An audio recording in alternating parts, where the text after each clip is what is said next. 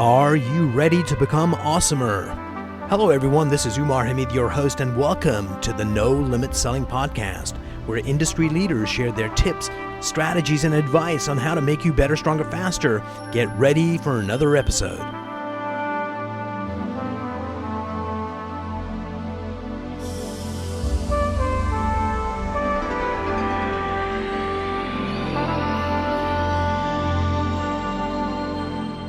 I'm privileged today to have Peter Reitano, the CEO of Abacus. Peter, welcome to the program. Thanks very much for having me on. So, Peter, in 90 seconds, tell us who you are, who Abacus is, and what you guys do. So I'm an entrepreneur based out of Toronto, Canada. I run a company called Abacus, which is an ad tech agency hybrid that specializes in Facebook and Instagram advertising, mainly for large kind of corporate brands, but also for tech companies that are looking to scale. Facebook obviously is one of the most powerful advertising platforms on the market. So we really wanted to specialize in an area that had high growth and it's a very powerful platform. So we started the company 2 years ago. We're VC backed, and like I said, we're kind of an ad tech agency hybrid. So we've got some technology that helps us run campaigns more effectively. Then I also do a lot of investing in early stage companies and advising companies on growth. And my career trajectory has been kind of started off in sales and kind of moved more towards a business operator, entrepreneur kind of setup.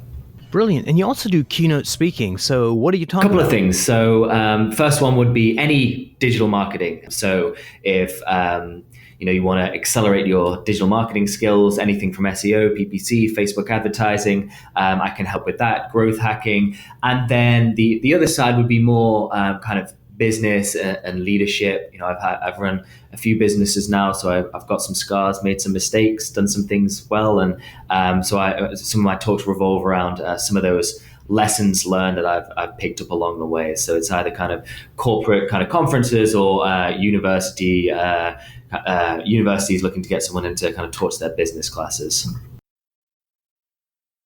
Peter, you sound like a Brit. Do I have that right? You do have that right. I was actually born in Australia, raised in England, and now I live in Canada. So all of the Commonwealth. So I went almost there. I went from Pakistan, which was like ruled by the British, to England, the British subject, to Canada, Canadian citizen, and then ended up at one of the wayward states, America. They got their freedom from the Brits a long time ago. You finally escaped 1776 style. So tell me, who's your favorite superhero and what attribute do they have that appeals to you? Favorite superhero is probably Batman.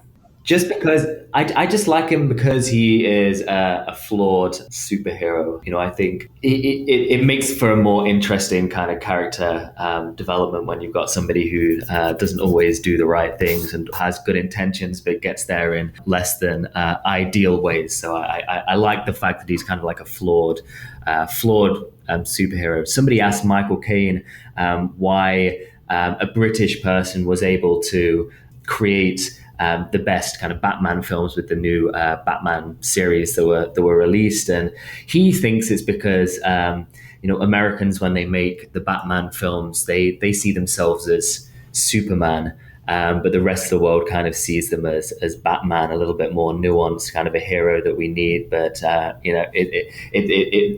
made it into a more kind of interesting and deep kind of character. So I like that. And it kind of goes back to what you talk about on keynotes. You were mentioning that, it was the times you fell down is where you learn those lessons that add value to people moving forward. And Batman's the same thing. It's like those hardships create ingenuity and strategy. You got to. I mean, you can obviously model off people and learn from other people's mistakes, but you need to make your own mistakes to grow and kind of go through that hardship to build character.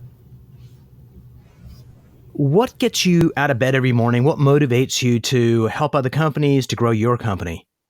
A couple of things. So, I mean, I just genuinely love building things, building business, whether that's my own, whether that's investing in companies or whether that's kind of advising founders and helping them grow. So just going through the process. I love the game. I love the game of raising money and building companies and hiring staff and kind of putting the chess pieces together and building out and trying to grow. And then the second thing I think that really motivates me, one of my kind of core ideals is just freedom.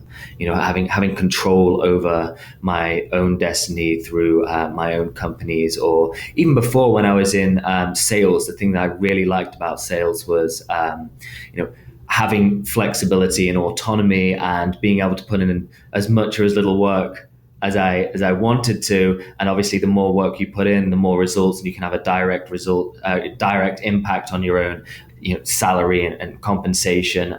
So I really like that aspect about sales and business, is the kind of the freedom to there's no ceiling, and you can apply yourself and you can hustle and do what you need to do, and really the sky's the limit.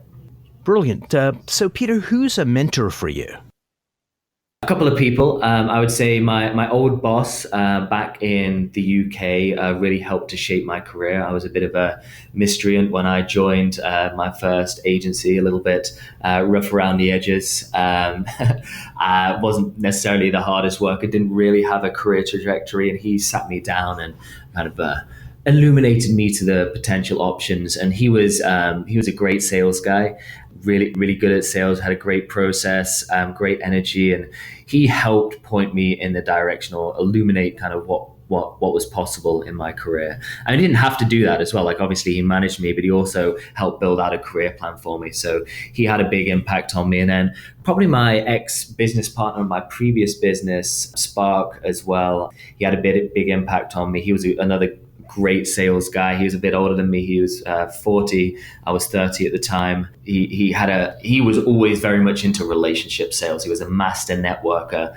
That had a big impact on me as well. And then I've got another person. He runs a podcast called Mitch Joel, 6 Pixels of Separation. He sold his agency 3 years ago to WPP. It's kind of a huge exit. Really cool guy, really cool podcast. And, I have dinners with him, and he just kind of gives me some great insights. So he's almost like an unofficial mentor, I consider him. Brilliant. So if you could have lunch with anybody, past, present, fictional person, who would it be and what question would you ask? I'm a massive fan of Christopher Hitchens. He sadly passed away a few years ago. Love his talks, love his books. Big inspiration on my kind of contrarian attitude. So I would love to have a lunch with him. In terms of what I'd ask, I don't know. I'd be super curious as to who he would have voted for between Donald Trump and Hillary Clinton. He was a huge, he wrote several books on the Clintons. He definitely wasn't a fan, kind of ripped Bill Clinton's presidency in his articles and his books, but I doubt he would have liked the opposing side as well. So I'd be keen to hear what he thinks of the current political climate and who he would have voted for. Tell me about your first sales job. How old were you and what were you selling? So when I first graduated, I went into sound engineering and was horrible at it. It was a terrible time. I did that for a couple of years, and I eventually ended up at an agency doing more of a project manager role on the kind of technical side, kind of building websites. And just through dumb luck, people leaving the company, I kind of moved into more of an account manager role and then a sales role, and just loved it. And that was the first taste of sales. We were selling web design, digital marketing, and then we had a piece of software called eDays, which was a absence management system, a SaaS product. And so I was selling all of that. And then I slowly moved over to just SaaS sales, selling eDays, which was awesome. And I actually selling it in England, that was doing really well in Europe. And then I took it out to Australia and set them up out there on a kind of, I proposed the idea to them because they weren't doing any business in Australia or Asia. And I proposed the idea that I could take it out to Australia and sell it on 100% commission. So I'd do well if I did, if I sold, and I wouldn't get anything if I didn't sell. And there really wasn't that much risk for me because I have family out there, and I wanted to go back and live out in Australia for a little bit, and it did really well. So that was my first taste of sales in a kind of in an agency environment, but then a software environment, and just taking out a product somewhere else and starting from scratch and building out referral networks and hitting people up cold via email and LinkedIn. So it was kind of baptism of fire, but it was really cool. That's the way you learn. So tell me about the best deal you ever landed. Okay, so the best deal I ever landed after my immediate boss left in that agency who I loved. I kind of started to move into this sales role. There was a few other salespeople in the organization. There was somebody a little bit more senior than me, and it was kind of unofficially decided that leads would be passed off to him, which was a little bit frustrating. But one of the guys who answered the phone took more of a liking to me, and a big lead came through once, a bank, and he put the call through to me without saying who it is. And then as he was putting the call through, he said, "Oh, by the way, it's XYZ Bank," hung up the phone. The other sales guy heard, but by that time I was on the call and I closed it. And it was an enormous sale, a huge bank for this software. Commission check was obviously great, but it was cool for me as well, just proving out to the team and myself that, hey, I can close these massive enterprise deals as well. Who was your best sales manager ever, and what was the one thing they taught you that you still value today?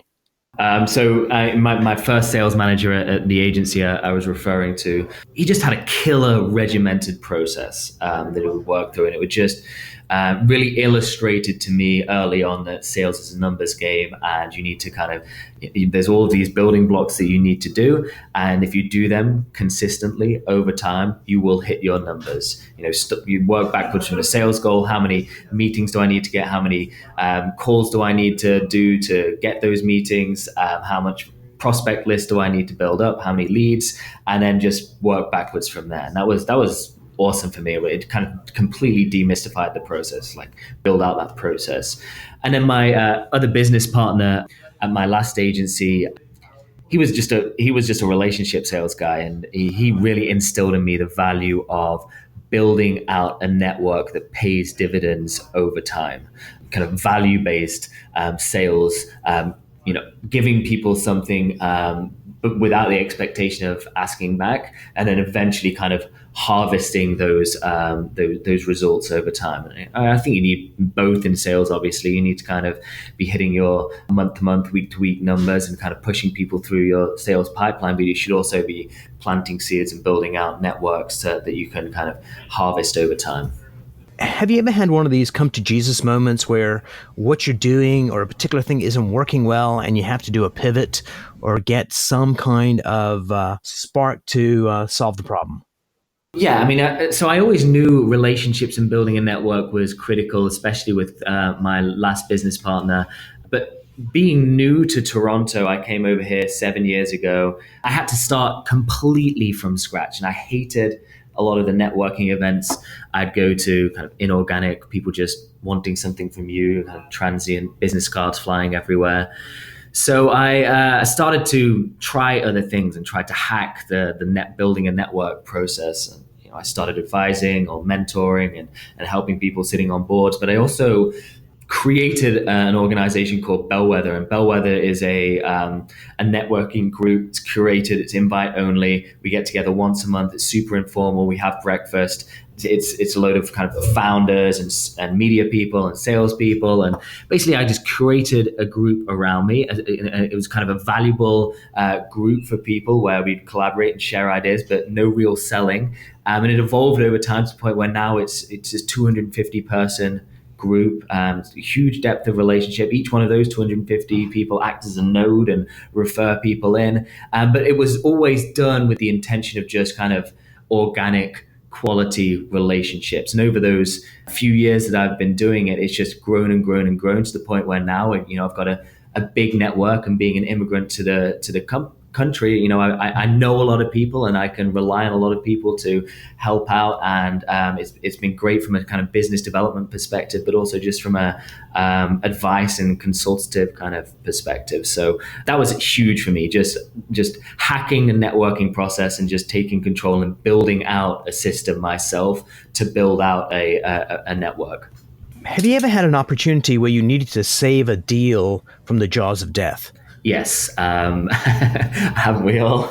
We've all had it. I mean, I'm still in one right now. So recently we messed up massively. We had a great prospect, huge spend on advertising.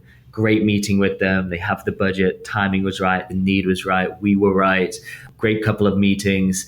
After the second meeting, our outbound salesperson didn't know we were talking to them. We didn't scrub the list properly for them, and they've been hitting up their CEO. And the CEO of the company got totally turned off. She thought it was aggressive, and she thought we were kind of confused because we were already talking to them, and then we were hitting them up in a kind of outbound cold approach. We should have checked the prospect list. We should have scrubbed it. We didn't. So now we're in the process of working our way back in slowly and kind of proving ourselves. So I'll let you know how it goes. Watch this space.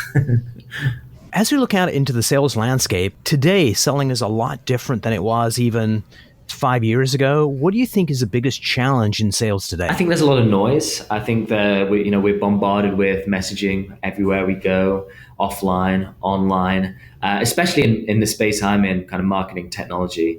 There's a lot of players out there. There's a lot of outbound sales. There's a lot of advertising. We see 360 ads a day. So there's a lot of messaging being pushed at us.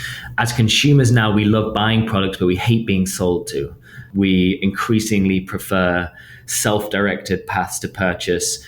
So I think the key is having a well-structured inbound funnel coupled with effective sales process. And you really have to focus on adding value to prospects' lives throughout that funnel. Interruptive sales works less and less. We've got less patience for it. We're in an attention economy where our attention is really in demand, and we've got the same amount of hours in our day. So you need to work out as a salesperson or as a business person, how do I interact with this person, actually add value and not kind of steal their time, because we've got no patience for it. So little things like sending out emails like, just following up to see if you're ready to buy my stuff yet. It just never works. It's annoying.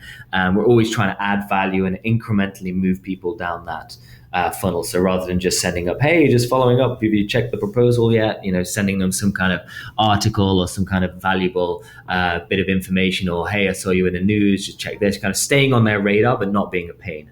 So how do you set expectations for your team and help them achieve those expectations? I mean, obviously we have quotas that we can expect people to hit, and we base them on expectations we have of ourselves. So myself and my business partner, Jeff, we still do a lot of selling, especially the relationship type selling. So we look at what we can achieve and then kind of parlay that down into somebody that's doing it full time.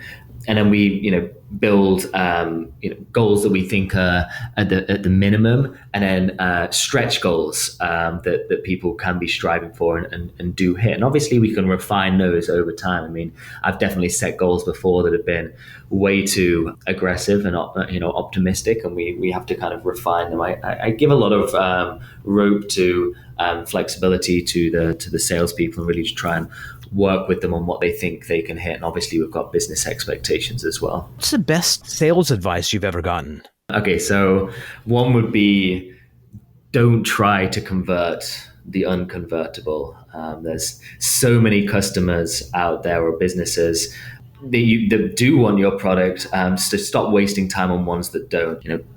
I've seen so many people, and I've done it before, where you kind of beating a dead horse, really trying to push prospects who have signaled that they're not interested. Obviously, you need to, explore those and try and convert people and move them through the process. But oftentimes we get signals that we just choose to ignore. I mean, I think quite a lot, getting a no and pushing for that no fast is a win in and of itself. You can move on to another prospect, right? So getting the qualifying, getting those, moving on.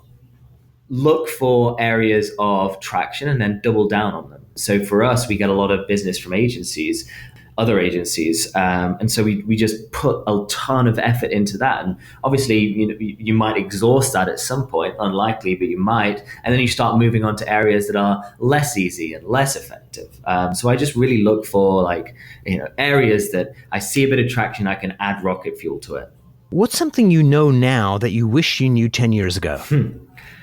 Something that I know now that I wish I knew 10 years ago. That's a good question. I mean, that particular thing, stop trying to convert the unconvertible, would definitely be one. I mean, I've wasted so much time chasing down prospects that just aren't ever going to close. So I would honestly say that from a sales perspective, just moving efficiently through a pipeline is probably the thing that I wish I knew.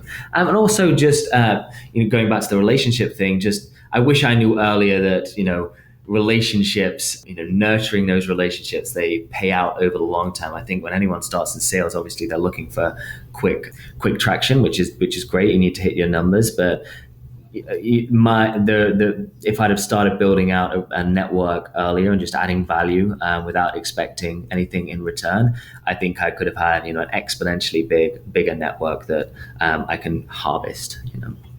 You mentor young leaders and startups, and you invest. Can you tell me about a particular startup and some advice you gave them that helped them turn things around?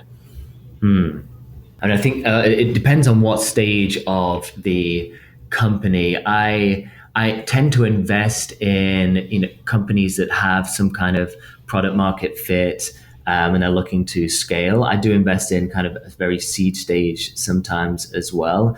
If you're in the early stage, the key is finding that product market fit. Product market fit meaning you've found something that the market actually wants. So we come into it when you start a business with a hypothesis. And it could be a hypothesis backed by research and kind of data, but most of the time it's assumption. And then what you need to do is, when you're building the business, test those assumptions rapidly, as fast as you can, as cheaply as you can, to work out what assumptions are right and what assumptions are wrong, and then move towards areas, be willing to pivot towards areas where you see traction and you see product market fit. So don't hold on to your cherished idea too much. Be willing to be flexible and move towards where you're seeing fit. And that's the same in marketing as well. I think a big problem people have is that they create plans and they force themselves to stick to them regardless of the data coming back in. And the truth is you should create a plan and don't stick to it. With marketing in 2018, we have so much data that's being fed back in that we can quickly pivot and move towards different areas, but you can't have an ego about it. You can't hold on to ideas because you had them early on and you think it's right when the data says otherwise.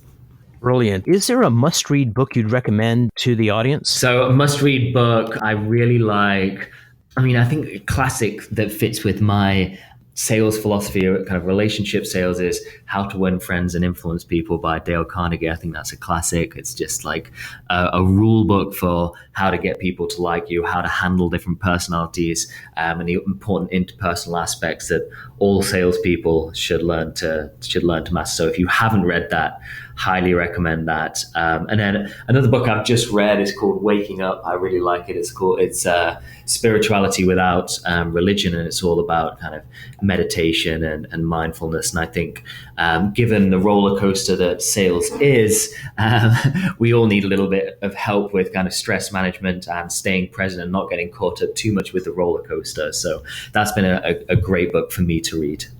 Peter, before we part company, how can people get a hold of you?